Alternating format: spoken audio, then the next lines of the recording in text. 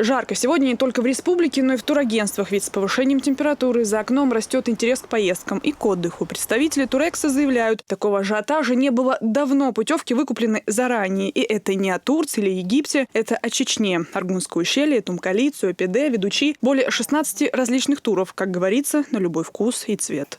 Самые популярные туры у нас в основном обзорные по городу Грозному, которые начинаются от церкви Архангеля Михаила с посещением и других также достопримечательностей, такие как большая наша соборная мечеть сердца Чечни. Также мы поднимаемся с нашими туристами на высокую площадку смотровую. В дальнейшем направляемся к Аллее Славы с посещением музея первого президента, героя России Ахмада Хаджи Кадырова. Популярностью пользуются и другие маршруты в горные районы, и в частности на озеро Кизиноям. Буквально каждый день мы отправляем, обрабатываем заказы. Турист туристу рознь, но именно про чеченских туристов можно смело сказать. Они не ради галочки и праздного любопытства спешат в республику. Сами для себя не разрушают стереотипы, сложившиеся годами. А потом делятся впечатлениями в интернете. Вот и получается, что в рекламе после таких отзывов республика и не нуждается. Такой большой город, такой красивый, такие скверы, такие, не знаю, аллеи, постройки. Не знаю, мне очень понравилось, замечательно. Я рада, что я приехала сюда. Впечатления меня переполняют. Я здесь родился, здесь учился.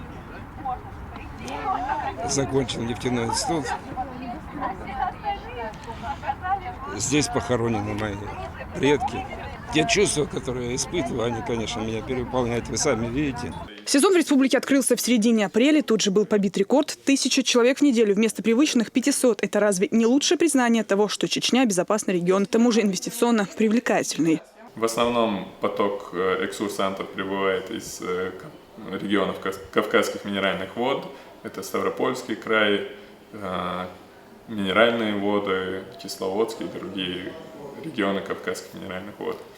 Но и с других регионов России тоже приезжают туристы как самостоятельно, так и по путевкам.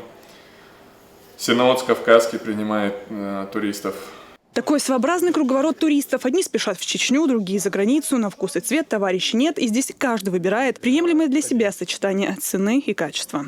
Основные направления – это Турция, Анталия, пляжный отдых.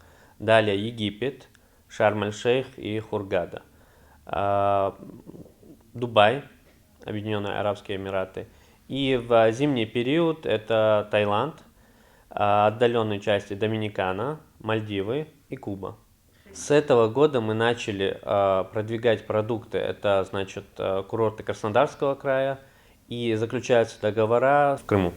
Как рассказывают в профильном комитете, очередной бум туристов в республику ожидают уже осенью. Именно тогда летние маршруты будут продолжены, да и новые, как говорится, откроют свои двери для всех желающих. Алевтина Бонадыкова, Мурат Альбукаев, Султан Умаров и Изель Мзакаев. Новости.